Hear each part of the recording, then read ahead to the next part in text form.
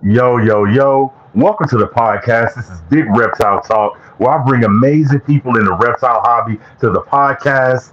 It's not even really people in the reptile hobby. If you're an animal lover, I don't care what you keep. If you keep reptiles, ants, elephants, zebras, I don't care what you keep. If you're an animal keeper and you have devoted your life to animals, there's a good chance I'm going to bring you on my podcast and chat. So to the people that are watching and to the people that will watch, I appreciate you. This is going to be a real special episode. I'm super excited about it. We got the MC boss himself, Billy from Mutation Creation. It's going to be just like I said, just an epic episode. We're going to pick his brain, learn a little bit about his company. And not just that, if you're here, you got a chance to win a year membership to his Patreon. Of course, Billy has just an amazing Patreon.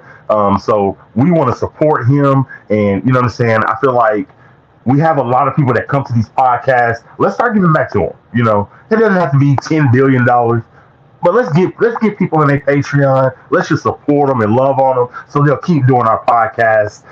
So everybody that's watching, I appreciate you that's coming in the chat. We got Boa Man Timber, Polymorph Pythons, just multiple people coming in. When we come back, we'll have Billy from MC. Don't go nowhere. Big reptile talk. Yeah, we working. Talk about service. Big reptile talk.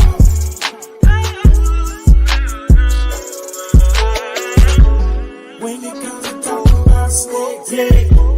Know that we got for them effect, yeah. Big reptile talk. Let's talk about reptiles.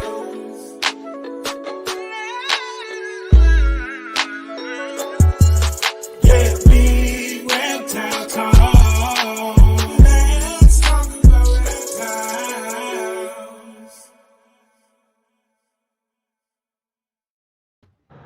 Mr. Billy, man, how you doing today, sir? What's going on? How you doing? How you doing, Man, Derek? And everyone watching? excited to have you here, man, because I love reptiles, and when I talk about ball pythons, I get excited. Like I love all animals, but when I talk about BPs, I get excited, man. Don't you? Yeah. Oh, of course. Yeah. I mean, they're my number one, and yeah, there's just something about them, and not only the animal itself, just the genetics behind it, and how they're such a docile animal, and they're just great as a pet, great as it's an animal that you can do so much with. Just collect it, have it as an animal, as a pet. You can turn it into a business, play with genetics, do all kinds of stuff. So it's just it's awesome. It's my favorite by all means. I So love it. I love it. I love it, man. I love the ball python game, man. Now let's dive into your history, man, because you've been doing this for years, man. So let's dive into like when you first started, man. So what was like your first big investment project where you was like I'm gonna take a chance on this. I'm gonna invest this much money into this project. What was your first big investment? well, back in the day, like my very first pastel mail was 6 grand, just pastel. $6,000 for a pastel. Yeah, that was 2001, maybe. I think 2001. But I mean, when pastel was out, like spider wasn't even around then. So I don't even think spider was around then. I think spider came out a few years later. But pastel was one of the first, and then pinstripe, and then cinnamon and black pastel, and it was just, it's crazy from when I was first in, and there was like 6 7 genes to now. It's just insane. you know Can I ask you a question? Let me ask you a question. Let me ask you a question. I have a wife. You know what I'm saying? And I get the difference between breeders and pet keepers. Yep. Now if I went to my wife and told her I wanted to spend $6,000 on a snake, she would strangle me. So like my question to you is, how did you work up the courage to spend that much money on a snake? Were you nervous? What was going through your mind when that $6,000 left your hand? What were you thinking? Well, if it was a pet only, I could sit there and go, wow, am I really going to buy a $6,000 pet, especially 20 plus years ago? Now in the industry, it's not very uncommon where people call up and will spend 3, 4 thousand on a pet snake just because it's incredible because of what we have done and people's visions and put the work in and make some of these incredible combos. Someone and nowadays, there's people spending eight, nine, $10,000 on a dog, on rare cats. I mean, parrots. High end animals. People will spend money like 4 or 5 thousand and up on a pet, right? Where back in the day, you know, it was like 500 to 1,000 20 years back. So when I went in and invested, and if you were shocked about the $6,000 male pastel, breeder females back in 1998, 99, 2000, all the way up to probably 2004, you paid $1 a gram. So if a female was 2,568 grams, you paid $2,568 for that female. My God. Yes, that's how it worked back then. Now, breeder females are $100. Back then, it went by the weight. So, but see, you weren't nervous because you were like, you know what? I know what I'm investing, and I'm in this for the long haul. I'm gonna make money off this. well, when I first got into it, I had no experience. I couldn't go on YouTube and say how to breed ball pythons. How's the ball python business? That shit didn't exist. There was no social media. Okay. It was scary because, if you wanted to get these new morphs like pastel, and when I got the pastel, it was 2 or 3 years old, for me to pay, 5, 6K for that male. When I started looking in the early night, like 1995, 96, piebalgs, which were my favorite, were 50,000 US. 50,000 for a pie ball. Yes, and albinos were 35,000. Okay, and then G stripe, exanthic, all those were about 25 to 28,000. Way out of my reach. I'm like, wow, but they're sick. And don't forget, we didn't have pastels, and at that time, there was no pastels, no spiders, no pinstripes, no nothing, no genes at all, right? I mean, we had things called the blackback, and we had other little morphs that were so minute that it was just a color pattern, variation, in the normal. So when I was, looking at this, it's like, well, now I can afford this pastel to breed to some of my normals. I had no choice. If I really wanted to breed and do this, you have to step up. I had to invest in that animal when I could, and doing that, raising it up, breeding it. Half the animals that were made were pastels. The other ones were normals. So now I'm like, this is great. Now I can sit there and try to sell them. But of course, they were cheaper. I wanted to hold some females back so that, instead of buying them, I held them back. And I went from there. But the market wasn't there. Like, I didn't see it like, wow, this was a huge market, because it isn't as big as it is now. The market now is massive. It's all over the world. You see people's social media platforms, and you can see what they have and what they're doing, et cetera, et cetera. So basically, when I got into it, it was something that I just really wanted to do. I knew what I needed to do. I needed to invest in some of these animals in order to make them, or I would, if I wasn't buying an animal to make them, I would have to buy them. Well, I wanted to start making animals, not only having, and saying back in the day, wow, I have a pastel male. Oh my God, that's amazing. I have a pastel male. But I wanted to recreate stuff and have stuff to sort of supply my own habit. Right. Because I didn't have, I think females might have been a little less, maybe they might even have been more back then. So if I wanted a couple, I'd have to spend, a lot of money. Well, you know what? I didn't have it. Let me throw all this $6,000 at this one male and breed it to my normals, which I had probably 20 grand worth of normals.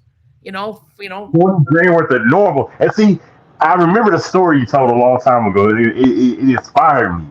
Like, I want you to tell people that want to follow your footsteps. You didn't start in this big old building. You started at the house, right? You were keeping these in you were breeding at the house before you got to your building, weren't you? in a basement.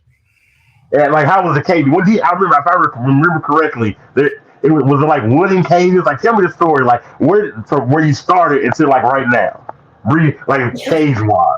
So back in the day, okay, and I started getting serious in like 2000, 2001. So of course, here in Canada, there wasn't anybody making racks or PVC cages. It was, you would go into the Reptiles magazine and you would look and you would see the old Vision tubs, or the Vision, and you would look and there were some other companies. And you would look, it's like, wow, look at these. Oh, holy fuck, are they expensive? Like, my God. So in Canada, we didn't have a market for these big reptile displays, and there wasn't people making PVC racks, and definitely not the like the professional ARS or Freedom Breeder racking. Nothing like it at all. And then I would go and I got into some other species. So I actually ended up getting those Vision tubs, those gray, they were gray and they had the vents where it was like a mold where you could actually put the dome in the top and you I kind of remember them. They were bulky and square and, had a sliding glass door. I mean, you had those, you were macking like, oh my God, that was like, wow, you got those? Wow, it's so much better than my tank, So, I had bearded dragons and stuff into that. And then I eventually got rid of all that and just concentrated on the ball python. Right. But my very first setup, when I said, hey, you know what, I'm going to start getting into this, I had a buddy that was a cabinet maker. And I had him say, listen, this is what I wanted. And I make them out of melamine. And, the norm back then for height was using Rubbermaid, the long Rubbermaids.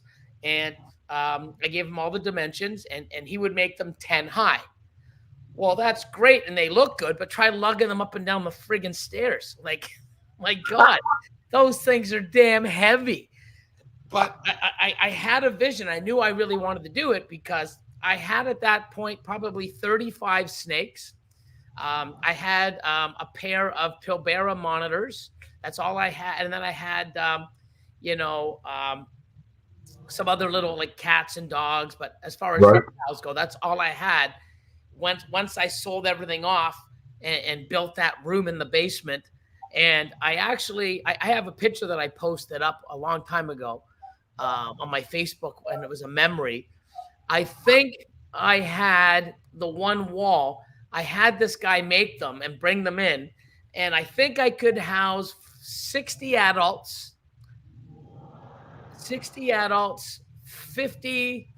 subadults. And then I had to make me a hatchling rack with Rubbermaid size shoe boxes and all the different sizes.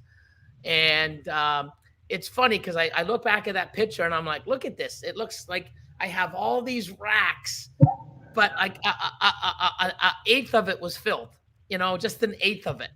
So I got all these made because I knew I was going to fill them at one point, or I was going to. Right. So, one thing when I do something, especially when it's oops, what the hell? Oh, you good? Thanks, time, man. I'm loving the story. That's weird. My phone just went on by itself, like crazy. It's amazing to see where you started versus where you are now. It's insane, man. Now I got a question. Yep. We all seen the movie Back to the Future. Biff goes back in time, wins a bunch of money because he tells his future, like, this book, when you win all this money, you do all this stuff. So I say that to say, like, you've been doing this for 20 plus years, man. So tell me, like, one thing that you now would tell the person 20 something years ago. What's that one thing you would tell yourself? Buy more. I would have bought more instead of waiting, because what I ended up doing was um, what I like when I got something. I was at the point, and a lot of people do that now, and there's nothing wrong with it. I even did it. Why buy it when I can, in a year or two, I can make some of my own. So if I can make some of my own, why buy it?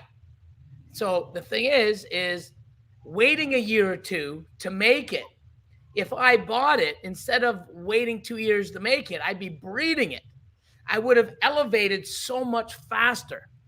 But you got to spend the money and put the time in, right? Instead of me putting the time in breeding and then getting them 2 years later, and then put 2 years in raising them up to breed them. So it's a big difference when you're breeding today or 2 years from now. You escalate your collection, your morphs, and that was big for me when I first got in. When I really took a big jump is, I ended up buying a bunch of stuff and starting to spend a little more in 2006 or 2007. I bought a spider het pied female, spider het pied female from Aussie, and I paid like five grand or so for a spider het pied female, and raised her up. And no, that was in 2007.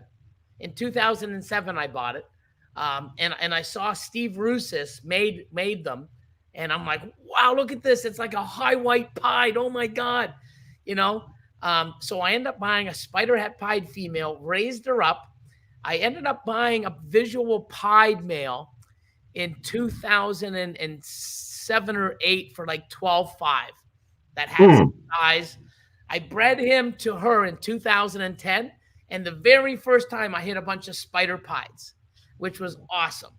So I made my first spider pieds, but when I really started, getting the hang of it, because the first few years I didn't really do well.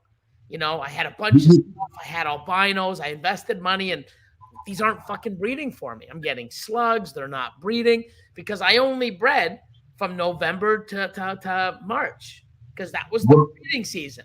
Well, that's the breeding season not in captivity. It's the breeding season in Africa with the cycles that don't have regulated temps, regulated water, regulated humidity.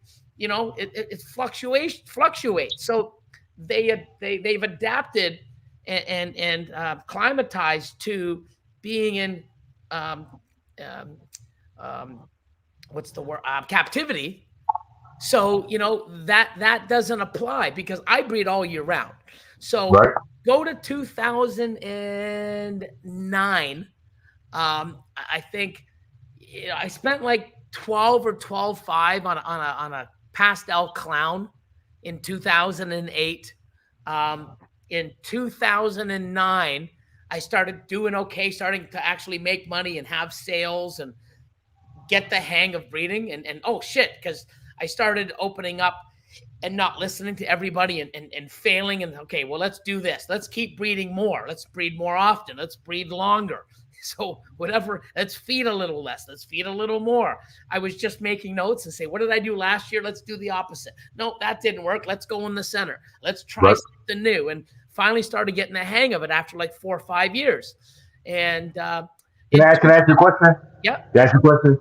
So you were doing this for like 4 or 5 years. You weren't really doing anything, but after the 4 or 5 years, you start getting the hang of it. My question is, like, for those first 4 or 5 years, did you have doubts? Like, okay, I've invested all this money. Maybe I might not be able to do this.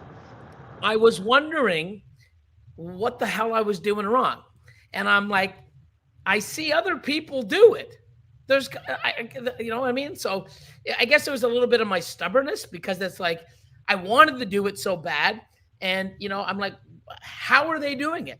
I actually had a bunch of albino females in 2007 and here's the thing, even failing, I keep buying more, not even having clutches. I kept buying more, buying more, doing this. Even though I'm not getting anywhere, I keep adding to this addiction without getting anything. So I had like these 3, I got a deal or I did a trade with some money and I traded some animals, and I got 3 albino females, and I bred those things 2 years in a row. And I'm talking, I bred them, getting locks and nothing. I actually went to somebody in like 2008, 2009. I'm like, do albinos breed? It's like, what do you mean? Of course they do. Like, females, do they lay eggs? It's like, what the fuck? Yeah, well, why wouldn't they? I'm like, I don't know. I've been breeding them for years and I'm getting nothing. And he's like, well, that's odd. No, I mean, you know, I've seen people have them, and, you know, they don't just grow on trees. You have to make them. So I was really, you know, like, how are these not breeding? I started breeding other things and they're laying eggs, but these things after 2 years aren't. Is there a problem? Like, what the fuck? But I started doing well. And in 2009, I bought a spider. And back in the day, it was like spider was the shit. So my next big purchase was a spider lavender male from none other than Dave. Come on soon, Dave Green. Oh, I've heard of him. I've heard of him. Oh, yeah, I've heard of him. That came up with the monsoon. In 2009, I bought a spider lavender male, 15,000, brought him up, and I had a bunch of, back in the day, I would buy a lot of people, you know, I'd buy the whole clutch of 66% het labs, because labs were like fucking, visual labs were like 4 or 5K a piece. So when someone says, hey, you know, I can do all these hets, you know, give me $2,000 for the 4 or 5 of them. So I'm like, oh, they're $300 a piece, 60, you know, hopefully 2 will prove out of the 4. Well, I took this male, bred him the following year in 2010, and man, 3 out of the 4 proved. And you know, 6 out of 8 eggs were lavender spiders. And I'm getting 2K for labs, 3K for lavender spiders, and then boom, boom, boom, and I'm selling them. I'm like, holy shit, wow. You know, I spent 15 grand on this male. I spent 2,000, so about 20K Canadian, with everything said and done. And I probably made 60 fucking grand. I'm like, wow. Then I'm like, now what? And that's when I looked, and, you know, in 2010, I bought the pastel pastel crystal male, proven breeder from Tom Green, rest in peace. You know, I ended up buying that male and an ultrasound, and you know, I spent about 35,000 on the ultrasound in that male. And in 2011, I got 13 clutches from him. 2012, I got 12, so 25 clutches in 2 years. And I did about $250,000 in 2 years with that animal in the ultrasound. My God. Never look back. And then 2012, oh, what's that? Bumblebee banana? How much? 35 grand. I'll take that. How much for, you know, a banana female? 10 grand. Let me take one of those. And I just kept going and breeding that, and just, you know, I don't think I was ever afraid of spending money. You know, even when I was buying animals back in the day, normals for 2-3 grand, and you know, it was having that animal. Like, I know the value. I wanted it. So if it was 6 grand, I wanted it. And if I did something, I didn't look and say, I'm going to buy this and I'm going to get this and I'm going to grow and I'm going to have a facility. That never, like, the facility came in actually probably about 2014, 15. I'm like, you know what? You know, I'm having all these, I don't have any more room in my basement. I'm a sicko. I got people coming out of the house every weekend, all hours of the night. And my neighbors must think something's going on. And there was just no, you know, there was just no thing. So it's like, I have to get a facility and I need to get out and do that. And that's what I ended up doing. Right. So, but the biggest thing for me is going out, buying stuff, raising it up, keeping it back, selling the stuff or trading it for other stuff, raising it up. That's one thing that I did, you know, before I turned it into a business. Just, you know, make all that stuff, make your own stuff, because, you know, back then I didn't have the money to go, oh, let me do this. Oh, 100 grand. Let me buy this. Let me buy this. It was like a chunk. And then I would invest that, make stuff, sell it, invest another chunk. The bigger the chunk, the more I would buy. I love that. I love that. I love that. Now, I'm loving these stories, man. That's what it's about, man. That's why I'm glad you're here. And I got to give you a couple hot seat questions. Sure. For just for shits and giggles, we love them both. Now, I love Batman and Robin, so of course you're Batman, and we love these. We love both of these other guys. But who's Robin? Lord of Lion or Austin? Definitely Austin. Yeah, Austin's definitely my sidekick, my number one. Like, if shit hit the fan, it flies on him. So it definitely Austin. Yeah. I love that. Shout out to Austin. I love that. Shout out to Austin. He's doing this thing too over there with Royal. What is he? Royal Highness Python. Shout out to him. Yep. Hi, you got a beautiful lady, man. I sent you a couple pictures of cartoons that I did of you and her. Now your lady, man. Now this is gonna give me my idea if I like your lady or not. And I'm gonna be telling you that it's a hot seat question, and it goes both ways. What's the best reptile related gift she's ever got you? And what's the best reptile related gift you ever got her? So, um, If she hasn't got you nothing reptile related, you got to get rid of them, bro. yeah. So she's given me stuff to help because, um, she's like, what do you want? Blah blah blah. And so she knows what I bought, what I buy. So, over the last say six years or so, um, when I introduced her, here's what I've got. Here's the facility. Oh, I just bought this. How much did you spend? Like, oh, that was 12 grand. I don't know how many chicks are going out there buying, 10, 12,000 dollar animals for their boyfriend. It's just not there. So, it's even back in the day, like watches, cars, everything was always, I want the best. I work hard. I deserve the best. I'll get the best. So it's hard for someone. How do you get someone that has everything or anything that they want? I'll get myself. So it's hard for them to shop for me. But what she has done is, and she knows how much time and commitment that I put into this and how I've sacrificed everything and weekends and same with she's put in did the same.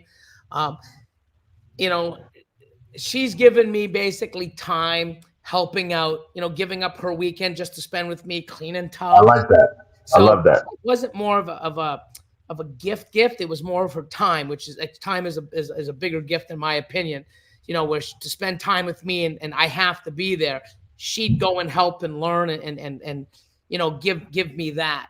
Now everything she does now is like let me get you something that helps you um, concentrate more or here's a what the hell they call it, a remarkable two.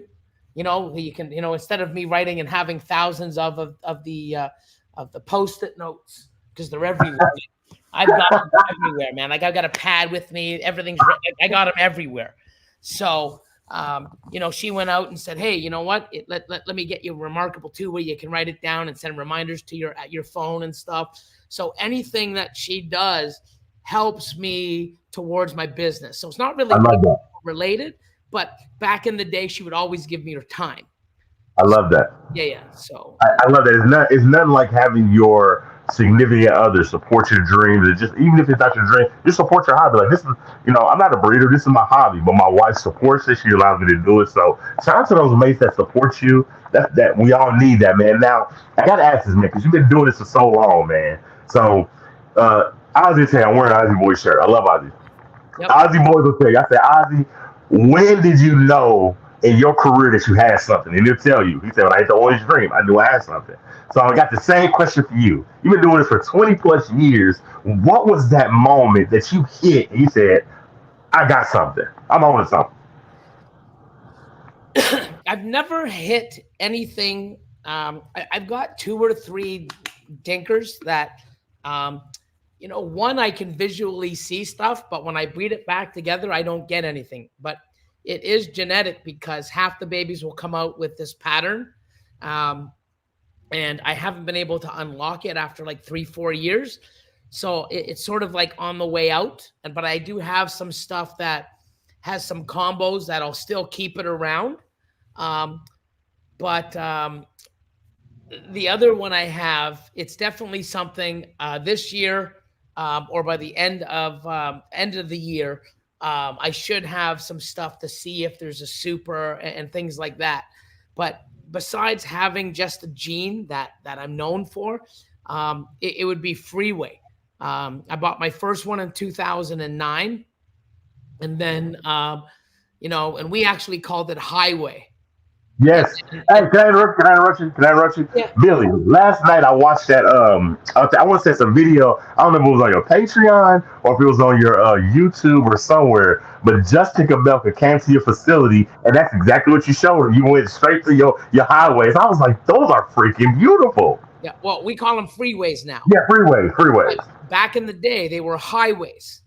So a guy in Canada here was doing some importing, bred it to yellow belly stuff, because back there, ivories were massive, and wow, ivories. So he bred it and try to make some combos with yellow belly, and this highway came up. So we called it highways. Bill Brandt was like, I believe, the first one in 2005 or six to actually be the first one to actually make a highway. So we called it highway because it looked the same. But then after years of breeding, it's like these look different. The colors are deeper. They age better. And then when we're starting to make combos, we were always behind the highway because it was more highway stuff and more people in the US breeding it. And then when we would make it, it's like ours don't look like that. Ours are deeper and they don't look the same. And then when the supers came out, we're like, okay, this is different. So instead of highway, we're calling it fucking freeway. That's fucking different. And then I tried to sell it, and people were like, dude, it's the same shit. I'm like, it's not. It's different. They're like, no, you're a fucking idiot. It's the exact same thing. I'm like, okay, I can visually see differences, especially in the super. You know what? Whatever. So we called it Freeway. And in 2012-13, I ended up buying the entire breeding stock, and the guy that started the Freeway, Todd Constable, I bought everything, his whole collection, all the animals, and I never looked back. So I love freeway stuff. I love super asphalt stuff. I'm still taking it to other levels. I'm 14 years, 15 years in, and I'm still loving it and still working with it. And I'll never Right. not work with it. Right. Now, I love that. I love that. Now, I think this is this crazy question that podcasters ask, but I'm asking anyway because I feel like, why do you ask that? Because he can't tell the competition what he's doing. But I'm still going to ask it anyway. Like, what's your current projects? Like, what are you working on right now? Okay, I thought you were going to ask me something else. I have to go get a tape measure. I'm like, no, boy, let's not go there, man. You know, At any rate, Really? I got so many, man. Like it's hard because, I'm chasing so many projects, and I'm trying to. Hey, Jacob, I'm trying to move what I like into different directions and move it forward. But it's like, there's no secret to getting there faster. I hit a leopard freeway clown pied, and it's a male. Awesome. I want him breeding. He's only eating at a certain pace, and I'm not going to speed him up. I've got to be patient. Now he'll breed later in the year, but fuck, I could use him now. You know what I mean? But you got to be patient. But I'd like to see where that goes, right? Like, because to me, a freeway clown pied is like a triple recessive to me. Same amount of work to make it. It's like working with a triple recessive, even though it's an allelic double recessive. It's the same thing to me. So it's something where, I mean, if this is what it looks like now with just leopard, imagine Enchi, imagine the orange dream and yellow belly. Imagine this, imagine that, imagine. Well, it could take me 3, 4, 5 years to get a couple more genes in there. And, but that's where I'm going, because I want to take it and elevate it and see, and I hope I see other people do it and take it in a different direction with genes that I don't have, because now it's like, holy shit, look what it does that. Now let me get some of that. And they're like, wow, look what Billy did with it. Let me get some of that. And we just create, people's, we put it out there, and it's like, wow, look at that. That inspires me. Or, hey, you know what? I don't like what he did with that, so I'm not going that route. So you get to look and appreciate what people do. And there's a lot of genes that I don't have, I may get, and there's some genes I'll probably never own. So there's animals that people that could get into this industry today and in 3 years make stuff that I will never make. You know, everyone's attitude is, oh, I'll never catch those guys. Well, not if you're trying to make the same shit we are, you won't catch us, you know? And if you're doing that, you're silly, you know? Like there's so many genes that I don't have. And if you have them, you're going to make them before I ever will. I love that. Yeah. I love what you got going on, man. But we got to take a break. Sure. I think it's giveaway time. Don't go anywhere. We're giving this away. If you're in the chat, I'm going to tell you this giveaway is brought to you by our podcast sponsors, Large Marge Morris, Heathen Hatchery, and Sloan Reptiles. I appreciate you guys. Y'all make sure y'all check out all three of them. Just great supporters of the channel, and I appreciate all three of them. Now today, in the chat, this is what we're doing. We are giving away a year membership to Billy's Patreon. I am going to, if you win, I'm going to either Cash App you, PayPal, Venmo. Somehow I'm going to send you $60, and that will be for a year. I want you to get this membership to his Patreon and just support Billy, man, because he deserves it. He's just doing his thing. We love him. Now, how you win is, I'm going to put a number in the secret chat, Billy. In the private chat. Go to the private chat. I'm going to put a number over there. Whoa, I don't want to see that pic, bro. Can you go, Billy, go to the private chat. Tell me when you can see the number. I see it. Should all I right, say now. it out loud? No. Now, so everybody. Here's something even better. Okay. You're awesome. And I think, you know, everything you do and all the shit that you've gone through and all the haters and everything else. And, you know, you're still here smiling, being happy. I'm going to tell you to keep your $60, and I am going to give away a $25 membership for a year for free. There you go. There you go. You about to win a 20. He just upped it. He just upped it. Okay. This is huge. This is the bigger level to the Patreon. Okay. Now, if you're here, what you going to do? This is how you win this. Billy's going to get a hold of you. Actually, you get a hold of him. If you win this, message him on IG. Okay. Message him, and he's going to get you hooked up. Now, what you do is, the number is between, yes, even greater. We love Billy. Shout out to Billy, man, for supporting us, man. Now, what you're going to do is, the number is between 1 and 100. Everybody in the chat, drop your numbers. One number at a time. Everybody drop your chat. And when I see the number, whoever hits the number on the head is the winner. Start dropping numbers in the chat. It's between 1 and 100. Keep your eyes open. Let's make sure we see the number. Keep going.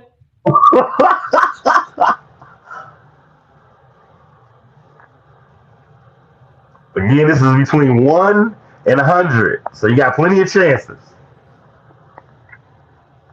Hit the number right on the head, and you will be the winner of a Billy Patreon. Ooh, close. Close. Close.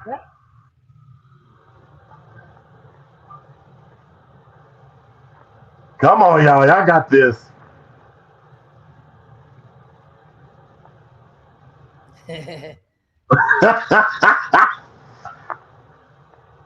Somebody got really close.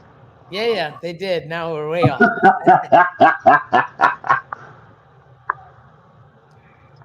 Man, that's awesome, Billy. That's love, man. I appreciate that. Yeah, for sure, man. I mean, it just. I want to support you, though, man. But we're getting real close. Somebody's hot. Yeah, it's like so hot. Someone just almost hit it. There we go.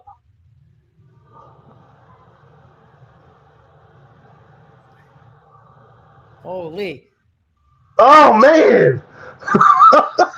Holy, so close. We almost there. Come on, y'all. Y'all so close. So close.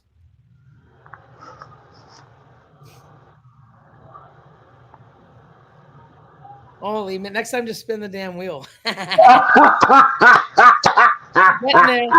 Getting there.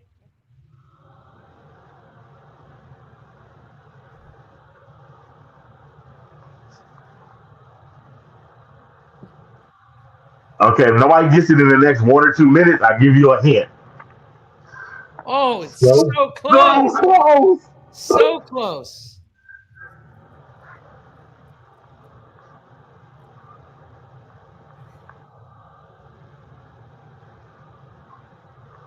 What's up, Moon over Miami? I see you, brother. Um, I don't want to hold up too much of Billy's time, so we're gonna give you here's an extra hint. Stay out of between 1 through 50. Stay out of that. The numbers between 50 and 100. Now let's see if somebody can hit it.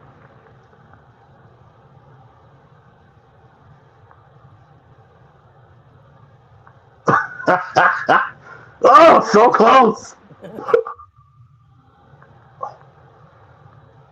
There it There you is. go, There it Stan. is. There it is. Stan, all right, my There man. it is, Stan. Stan, you are the winner of a year-long membership to Billy's Patreon. He is an amazing guy, Billy. I appreciate you for doing that. Even though I wanted to try and support you because I I'm love good, you. my man. I appreciate it. I'm good, man. Like, I think it's great for what you're doing and stuff. And I just, So, it's Stan, so awesome. let's type it up. Stan, Awesome, man. Stan. hey, Stan, Good. we love you. Stan, message Billy, and he's gonna get you hooked up. You are now the winner of a year-long membership to his Patreon, Stan. So much love, brother. Awesome. Fucking right. I Uh, love it. 20 plus in the chat, man. I love that y'all being here. Cause we got Billy here, man. He's the man. Now let's keep this going, man. I want to have him on the phone. We got a little backstory. Now, I want that Billy rant, man. And when I say that, you're in a business and you're in it to make money and you're in it to have fun, but you ultimately want to make money. So give me like, what do you how do you stay positive when you see people purposely undercharging? And what I mean by that is you might have this snake on your morph market for 6,000 and you see this guy over here with it for 4,500. How do you stay positive when people undercut you? Um, it, I don't really care what people sell their animals for. If you're going to put in work and when you see the higher end stuff, you know what it takes and what you've invested in the time and hitting the odds. And sometimes you miss for 2 years and you hit it. You're not giving that shit away. You see most of that in the $1,000 and less, the stuff that you shouldn't be breeding anyways. You see that because there's so much supply compared for the demand. So, it's like I try to stay out of that. Now, if you go on and Justin, Mr. Canova, he's got an animal for $4,000. I'll put it close to that. I might do 3,750. Some other guys are like, well, fuck, I'm not Canova or Billy. I'll put it for 3,400. You get to do it's your animal. Now, I don't give a shit if you sell it for $2,000 because you only have one. And if you're dumb enough to sell a $4,000 animal for $2,000, that's where we sit back and we'll get that 3,500, even if we wait a little longer. And now I can buy two animals compared to your one animal because you undercut yourself. Okay. And when you do that, hey, I'm going to sell animals for half price. When you start getting up there and now you want to get full price, it's like, well, fuck, every year I buy it for half price. Why am I paying you full? Give it to me half price like you've done for the last, it don't really bother me because if somebody had 100 of these animals and they were selling at half price, that's a fucking issue. But if you have one or two animals and you sell them at half price, well, guess what? Now the price goes up because, I've had people message me going, well, you're asking $1,000 for this animal. I saw some that were selling for $500 and $600. Oh, did you buy them? No. Oh, did you call the guy? Yeah, he sold out. Well, guess what? The price is a fucking $1,000 now. You snooze, you know what I mean? It's like, so he wanted to sell it for $600. Cool. Well, now they're gone. Now, guess what? You can't get it for $600. The new price is $1,000. You know what I mean?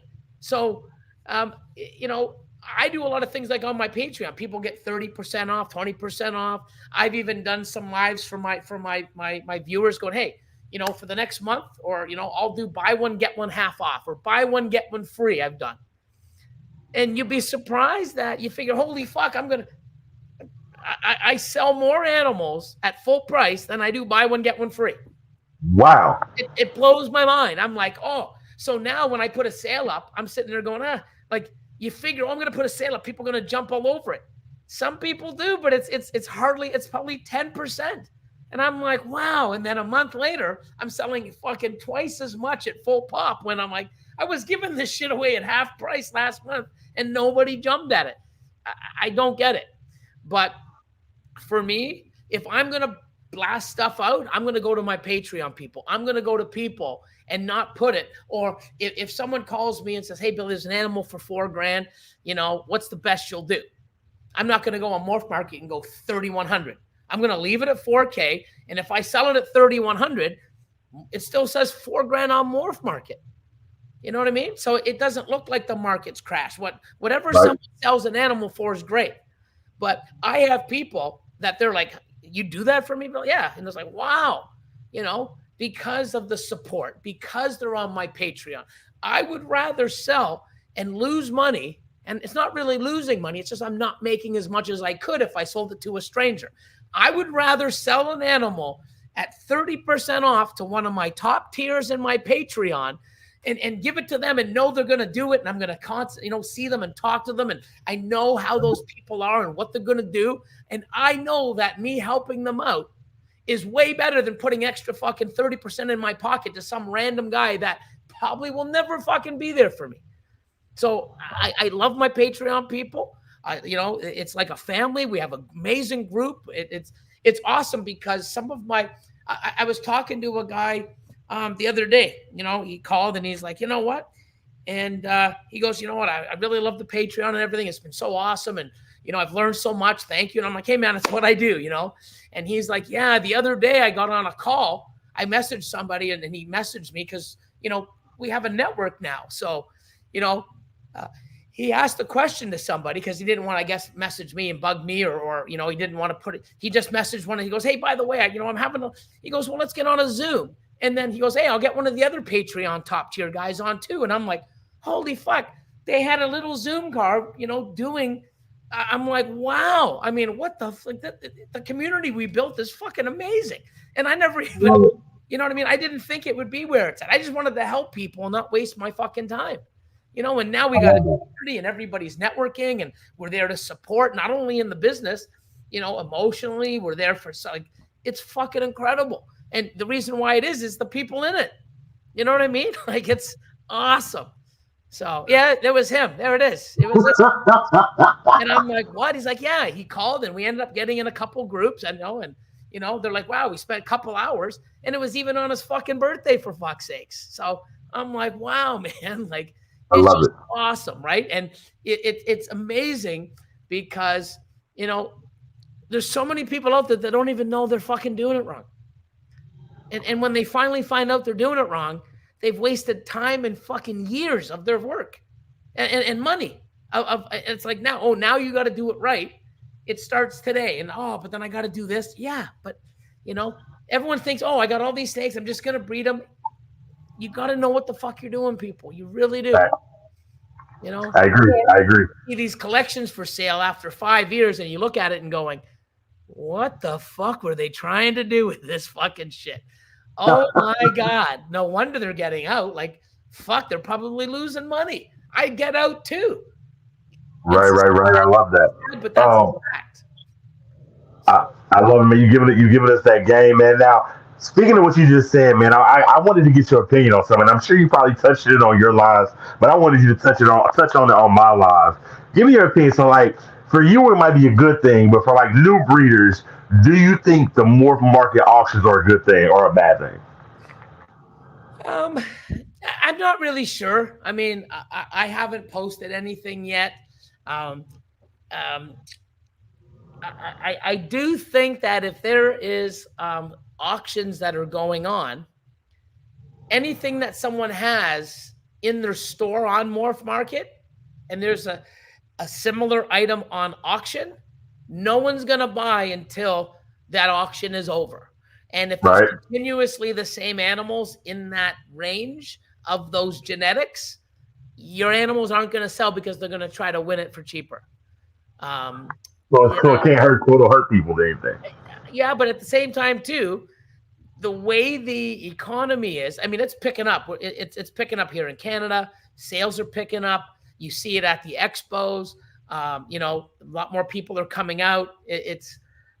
We're not out of it yet. I know that, but I like seeing the momentum. But anything that can turn over, sales to help generate somebody's collection to one, pay the bills, to keep afloat, or to sell stuff off that they don't need, even at a lower cost, so that they can go buy an animal from another breeder and reinvest to somebody else, so that they can keep growing their collection, their business.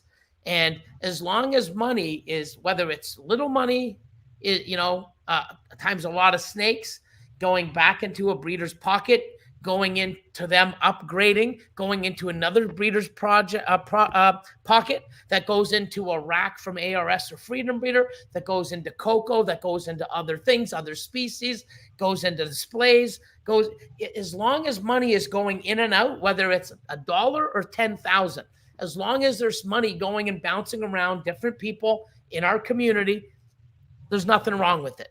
It's better than having nothing bouncing around to nobody.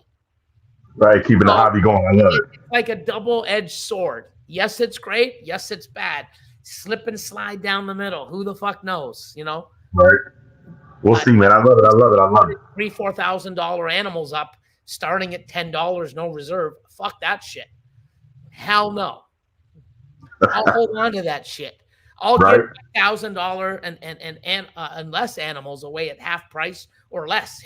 Here's a group. Take them. Holy shit, 40% of the value. Here, take it. But my high-end stuff, fuck, I ain't working on it. I'll my Patreon people can get up to 30% off, or I'll work with repeat customers or in a nice big package. I ain't giving gold away at fucking bronze prices. I'll give bronze away and silver away at bronze prices or a little bit above bronze. I ain't giving the gold away. I'll hang on to that shit, and everything else. Here you go. Here, I'll let you guys play with that, but this shit's staying here. I love it. You're a smart man, Billy. That's why you are where you're at. Yeah, I mean, it's what I believe and what I do. Doesn't mean everyone has to believe it or everyone do it, but that's where I stand. Right. I love it. Now, one thing about Marion, right? For Morph Market, he's trying to build up the business. He's trying to drum out. He's put money out in contests. Do this likes, and I'll send money to US ARC for every like. I'll $1. I'll do this. He's helped promote funding. He's got some weird ways to advertise, and he's got a lot of memes and shit back in the day. But guess what? Everyone was talking about Morph Market, whether it was good or bad, and bad publicity is just as good as good, if not more. Sometimes it's better. So, yes, he's got more people in, and he's added different things and fish. Who fuck knows? I can't say, oh, that's going to fucking ruin it. Really? How the fuck do I know? How do I know that? You know what? At least he's someone that gets off his ass to do something and see if it works or not. And if it doesn't work, at least he says, hey, I tried. I did everything in my power. It doesn't work. Let me remove it. Instead of, oh, that won't work, and let me not do anything about it and not even see the power of what could be done. I would rather go and do something and fail and go, you know what? I gave it my all. Fuck, I lost a bit of money and time. But hey, guess what? I know it wasn't right. Let me go back to where I was and do something else. I'm not just going to sit there and fail from day one and not even fucking try. So whatever he's doing, numbers are going up. There are a lot of more people now that are fucking tighter kickers and more stupid people that are going on there that are like, why are you breeding in racks? And yeah, he's also bringing negative people too, but it's bringing people.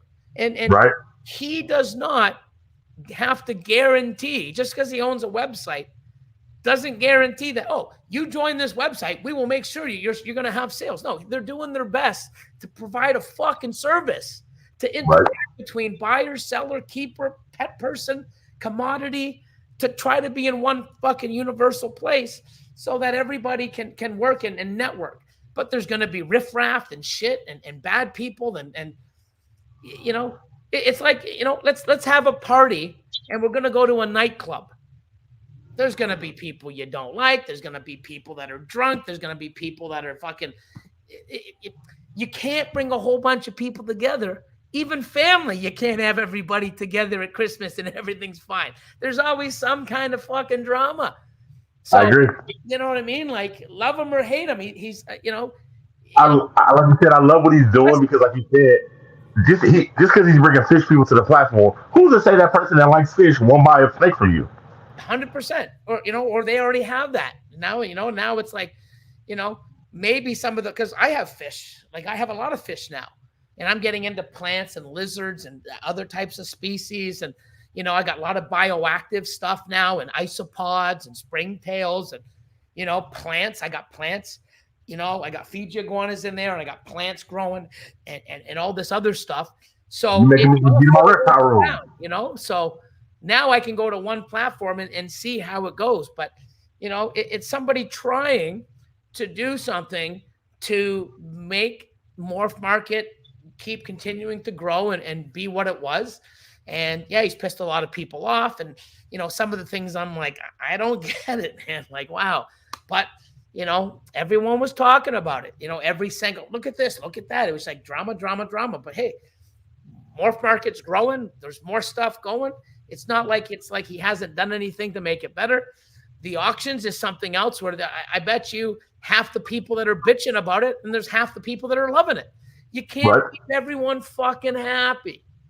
You don't like the auctions, guess what? Don't participate in them.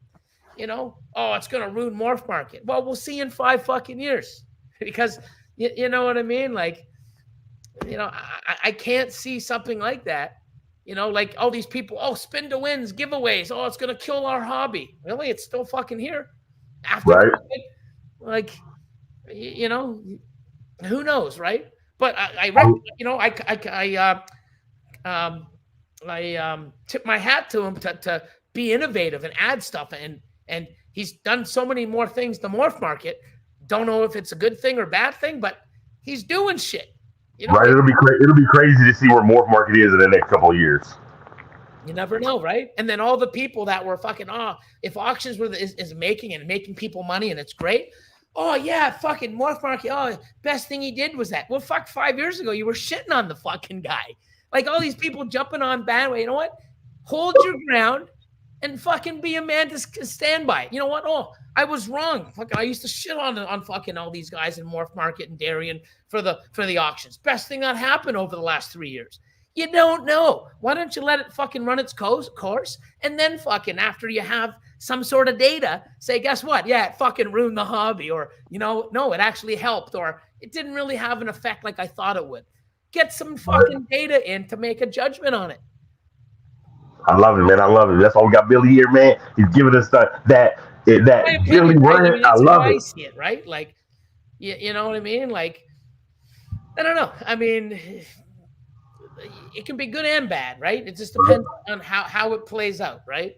Right, I'm right there with you, Billy. Now, I got a couple more hot seat questions, just for shit and giggle. So let's say Lord forbid, you're out driving. All of a sudden, you get pulled over. Whoop! Cop behind you, hit his lights. Whoop! But he walks up to the car. He's like, "Oh shit, this is Billy. I'm a Mutation Creation fan." He said, "Look, here's the deal. You either get this ticket, or I need a free snake. What you doing?" Well, you know what? I mean, if I'm being bribed, I'm probably going to take the ticket. You want to give him a normal? What if he's bribing me? Like, don't fucking bribe me. Like, you know what? If he came up and he's like, "Wow, dude, man, like, I follow you, awesome. My son loves you, and I watch with the kids, and oh my God, your rants are awesome, and why were you speeding or what happened?" I would explain. He's like, "You know what? I'm gonna let you off. Cool. You know what? You ever want to bring your son by the facility? Come by," and I would hook him up. But I love that. Forced as a bribe. You know what? You're gonna A or B. It's just like my girlfriend says, "Hey, it's me or the snakes." Bye. What's your name? Like, I'm like, don't give me an ultimatum, right? Like, work with me, work with you, and I'm a very giving guy, and I'll give everything I can to help somebody out. And, that's how I would play that out. But yeah, big dog, I love it. I'll pay. Boss, that's how boss do it. Fucking muscle me now with your position. Give me the ticket. Snake. Fuck that. Give me the ticket and fuck off. What? Oh, I can't believe you like that. Okay, you should know by my fucking live streams, motherfucker. Come on. Ain't gonna change because there's a cop there. I'm gonna say, give me the ticket. I love it. That's how I'm gonna roll. Now the next hot seat question. I gave you that Batman question for a reason. You said Austin is Robin. Now I'm gonna give you a scenario. You tell me how you react. let's, and this never happened before, but let's say this accidentally happens and Austin did it. How are you reacting? He said, "Oh shit, Billy, I was cleaning tubs, sir. This $20,000 snake, I can't find it." How are you reacting? So it's not always him that does it. So we actually have it where, you know, um, I'm putting animals away and I'm like, okay, they're all away, but why is there one tub open? And hold on a second. Why is it Enchi yellow belly dream? No, orange dream yellow belly dreamsicle breeder female. And I'm like, first of all, we don't leave breeder female tubs open. We leave the male tubs open because the males go in the female tubs. And sometimes when I sell some animals, okay, I'll leave the tub open, but I'll pull the card out and then we'll go in there, do it, clean the tops and sterilize everything and get it ready for another animal. So when you go into some rooms, even in the videos, you might see some drawers open. That could be animals that are sold, animals that we move to another location. So the tubs is still there. We just haven't had a chance to clean it. Or it's breeder males that are in female tubs. So when that was that, it's like, oh my God, it's like, fuck, it didn't sell. It's not breeding. It's fucking gone. So I was like, okay, you know what? We'll look. And he started looking in between. And the funny thing is, it was 6 racks down underneath a tub. Guess what was in the tub that it was under? Probably, if it was a female, probably a male. No, it was a female, and it was another dreamsicle. Wow. Out of all the fucking snakes that it could have went to, it went 5 things down underneath another dreamsicle breeder female's tub. It just, we're like, what the fuck? That's so weird. We talked about it for 10 minutes, but hey, yeah, it does happen where, sometimes someone won't push, a tub all the way. And I find when people come over, we actually let them open it up, and I'll just say, hey, they close it like this, and they don't want to push it all the way back for some reason. It's like, just push it, make sure it's all the way flat. Oh, okay, I just didn't want to break anything. Oh no, it's okay. They're very durable, right? So when we walk around with people looking around, you just got to watch that, what they open, and be in control, because sometimes they'll have kids and, can I see this one? Yeah, sure, good. Open it up. And the parents are like, hold, stand back, because the kids are just like this. No, stand back, because they just want to look right in. They'll put their face right in first, right? So sometimes I'll sit there and I'll stand back a little bit, and here you go, take a look, and I'll take the animal out. And, if they're touching animals or they want to see theirs, we sanitize our hands. And every room we go into, we sanitize our hand in between each room, stuff like that. So walking around with them, we basically sort of control the narrative. But there are snakes that do get away. And, I'm not like, a snake's gone. I don't really give a fuck who left it open, because it could have been me, for fuck's sakes. You got to find it. Never know. I just want to find it. You know what I mean? Or at least make everybody aware to look for a fucking snake that's missing. So, No, I haven't. But I've actually had things where it's weird, because sometimes we have these, like I said, tubs open randomly for whatever reason in the facility. So there's a snake missing. Where the fuck is it? And we'll look everywhere else except for the open tubs. And sometimes they're in the open tubs just chilling at the back. So they crawl out of there somehow and they go find another one that's open. And they just go to the back and just chill there while it's still open. Like, what the hell? Like, you never know with these animals, man. It's pretty crazy. So I love it. Shout out to 905 Royals, man. Now, for shits and giggles, man, I want to have a little fun. Let's say we're putting on the USARK charity wrestling match. I want to get your opinion on these matches. Sure. And the first match is you. Who's winning? And I'm going to just say between you and Justin, JKR, because I watched the videos at your facility. Who's winning between you and Justin? I don't really know, what type of, fighting skills Justin has. All I know is I'm a psychopath. I'm hyperactive. I'm this. I used to own a martial arts, taekwondo, Gracie jiu-jitsu. We did all type of capoeira, Muay Thai. I had that for about 4 years. And during that time, I actually learned Muay Thai and started getting into it and sparring. And, I don't mind. I always used to be a scrapper. I'm hyper. I got a mouth. I use it, and you'd have you yap. People are coming at you. You have to learn. If you're gonna yap, to keep your hands up and know how to do it. Now, I was never good on the ground. So you get me on the ground, these guys are like, I'm fucking tapping or like, okay, dude. Like, so that's why I learned to stay on. I kick, I fight, I punch, I'm fast, I'm quick, and I can take a hit. So, back in the day, it was, I was always that, even in high school, I was the minor niner in grade 9. They used to call us minor niners, and we'd all bug the grade 12s and 13s. And, I was fast, and I'd be, they did catch me a few times and jam me in a locker, or, wrung my nuts off of the goal post, like bang, bang, like, you fucker, and just drop me. And, but I still had my mouth, so, I was always a little mouthpiece troublemaker. But, I would say me, because I'm sort of crazy. All right, so between you and Justin, you beauty. The bigger the guys, the faster. It's in boxing and taekwondo, not taekwondo, sorry, Muay Thai, kickboxing. The little guys, they're so fast that the amount of energy that you go and you throw, they see it coming because of your body language. They move. They might hit you 5 or 6 times to every one you hit.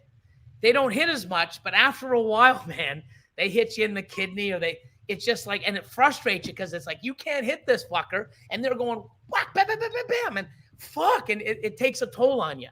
But the bigger guys, like I would rather fight a guy twice my size, because they're like, they're going to punch you like, okay, dude, like, I can have a coffee and then duck, like, and plus a lot of those big guys, they always work their upper body. So you give just a nice kick to the shin, or a front to the kneecap, and they buckle. And then when they go down, oh, my leg, you grab them by the back of the head, right to the knee, or elbow.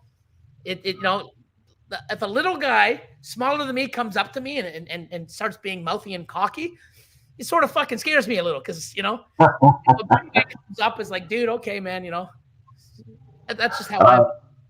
Silly. All right, next match. Give me your opinion. You start charity wrestling match. Who's winning? Kevin McCurley versus Dave Kaufman. Kaufman.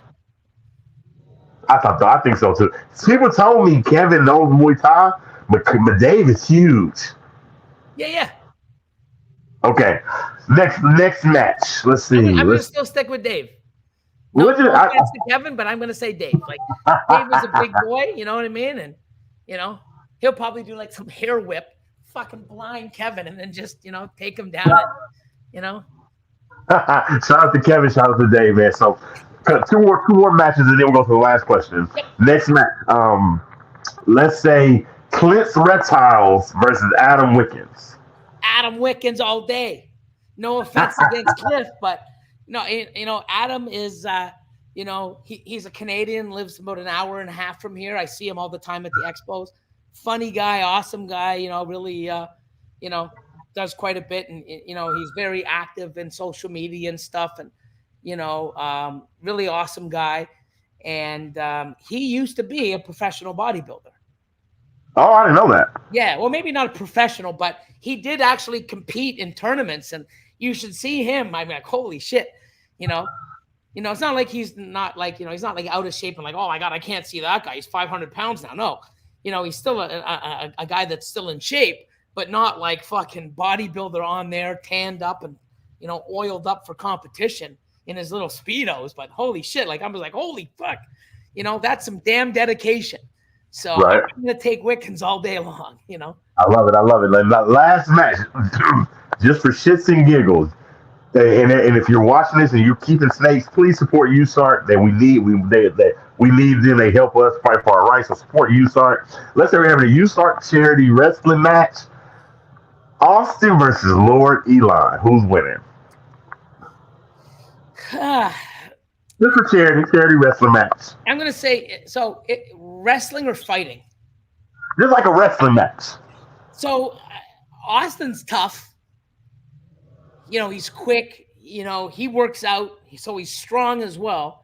But a lion also has he was a big boy. Now he's down. So I think, um, a lion has more weight to him and muscle compared to Austin, even though Austin's more lean and muscular.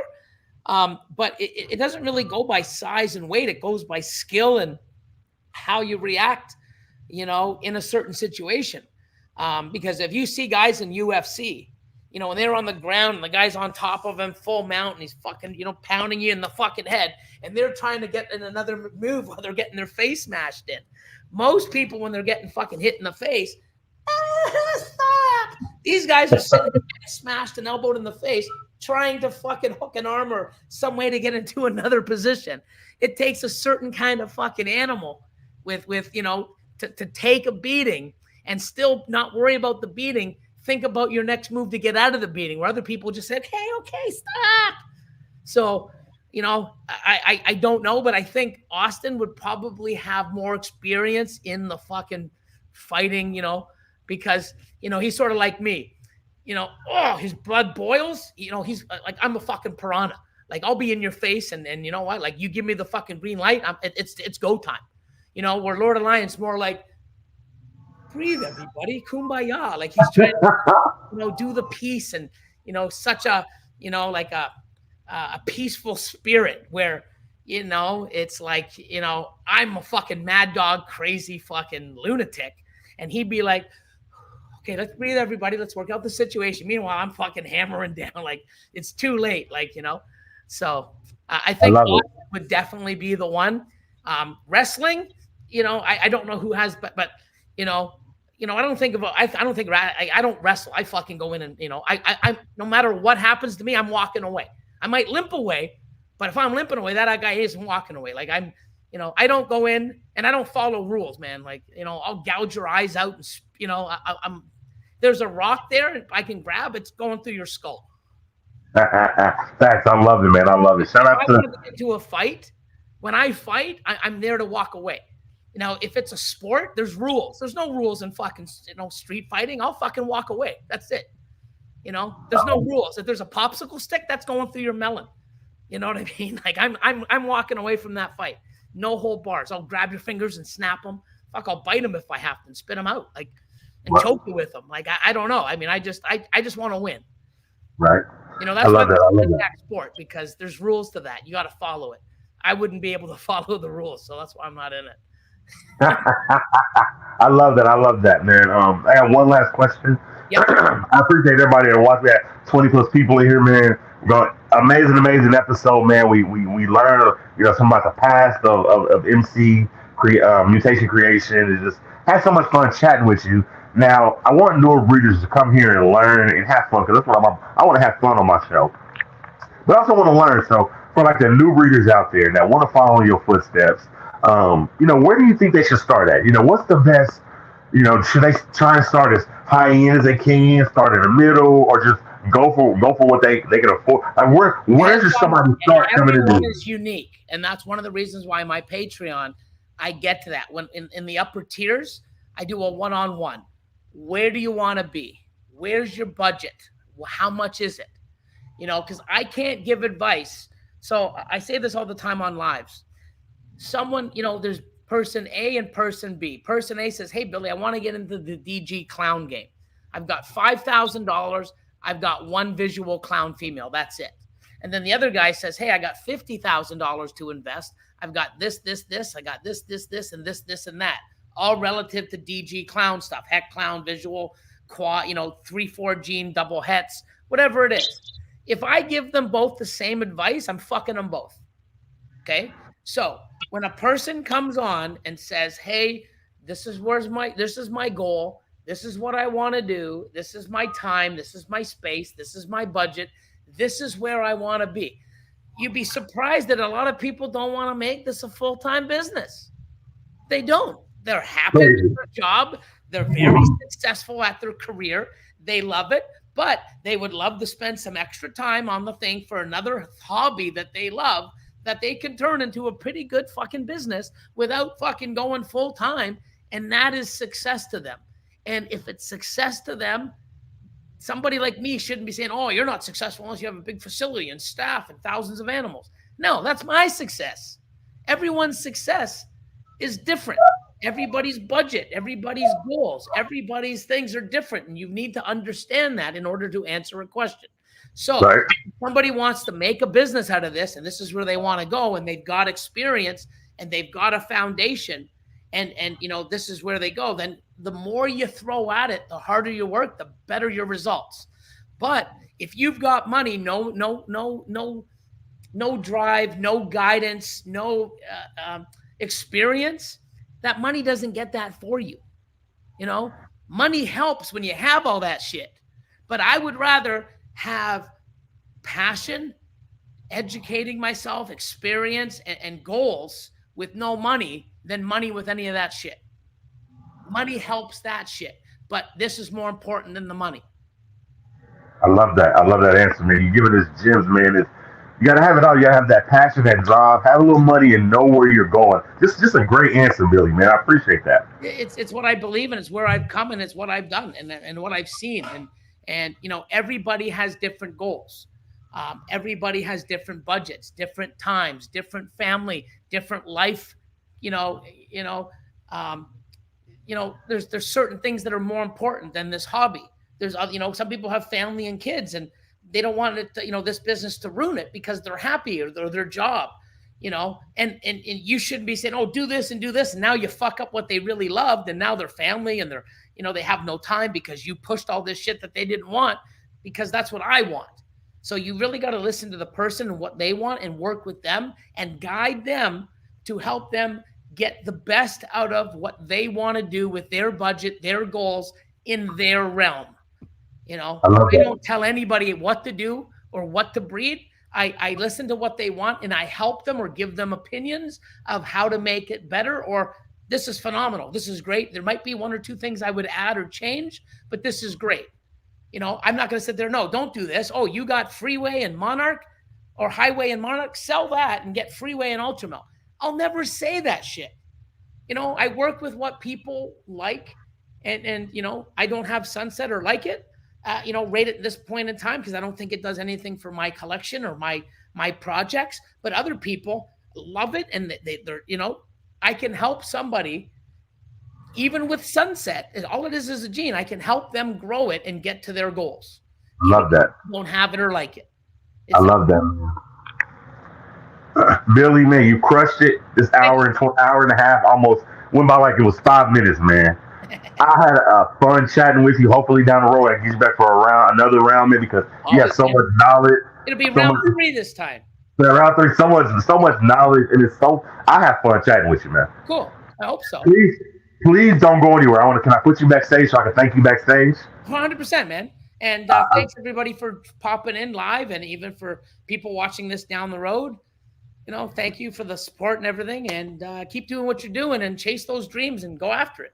Right.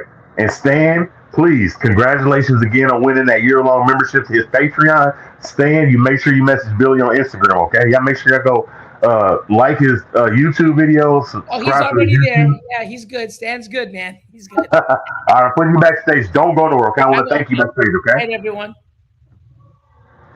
Woo. That's what it's about. What a freaking episode. Freaking big reptile talk with the MC boss himself, man. He's crushing it in Canada, doing his thing. There's a reason he is where he is. Again, this podcast is brought to you by Large March Morse, Heedland Hatchery, and Sloan Reptiles. Y'all make sure y'all go check all 3 of those brothers out. Tell them I sent you. Billy matched it. I was going to give away an entry-level year-long membership to his Patreon. Billy said, we doing it. We going even harder. So much love to Billy. That's what it's about, man. I love this podcast. I love seeing what people got going on, chatting with them. Everybody that watched, I appreciate you. Everybody that will watch, much love. And tomorrow we are live, and it's going to be a controversial one. I'm bringing Kevin McCurley back, and we're going to talk about some stuff. So tomorrow, 7 p.m. Central, Kevin McCurley from there. We're going to be addressing a lot of stuff. And if you know, you know. Until next time, man, this is Big Reptile talking. I'm out of here. I'll see y'all later. Hey, everybody, hold on real quick. Let's show some love. Awesome interview, Stan. I appreciate that, man. Probably more Pythons. I love you. Jacob, man, I appreciate you. Mossy Morse, that was great. Steven Daigle, everybody that showed up, everybody that showed love, I appreciate you. Make sure y'all tune in tomorrow because it's going to be a crazy live. Today was crazy. We had freaking Billy from Mutation Creation. My hand's just like this. Tomorrow's going to be even crazier. Make sure y'all check out Kevin. We're going to talk about a lot of stuff. I'll see you guys later.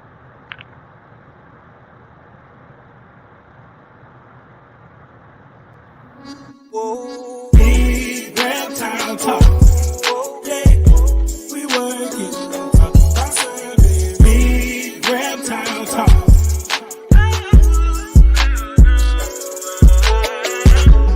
When it comes to talking about snakes, yeah.